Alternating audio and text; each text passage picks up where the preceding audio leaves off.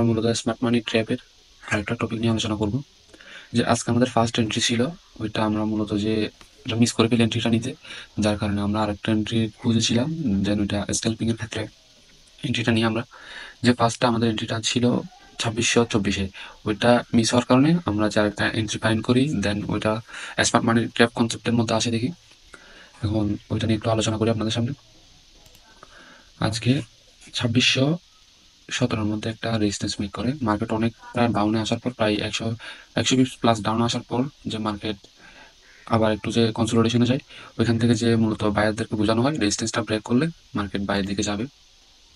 কিন্তু মার্কেট আমি যতটুকু দেখতেছি মার্কেট বাইরের দিকে যাবে না, মার্কেট আরো ডাউনে যাইতে পারে। দেন আমি এখানে একটা ট্রেন্ড লাইন মেক করি। ট্রেন্ড লাইনটা মেক করার পর যে এটা ব্রেক হওয়ার পর আমি এন্ট্রি নেওয়ার প্ল্যান করি। আজকে যে আমরা মূলত এসএলটাও ছোট রাখবো, যাতে জাস্ট স্ক্যাল্পিং এর জন্য।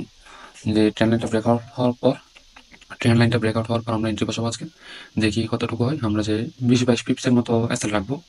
ফাইনালি আমাদের টিপিটা হিট হয়ে গেছে, 60 পিপসের টিপি হিট হয়ে গেছে। কিন্তু মার্কেট মুভ দেয় প্রায় 77 পিপস মতো মুভ দেয় আমাদেরকে, কিন্তু আমাদের টিপিটা ফুলফিল হিট হয়ে গেছে। 22 পিপস এসএল রেখে যে 60 পিপস মতো টিপি রাখছিলাম, ওই যে হিট ফুলফিল।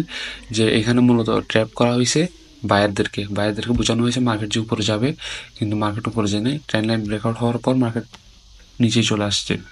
এই জন্য আমরা ছোট একটা এসএল রেখে যে এই স্ক্যাল্পিংটা শুরু করি।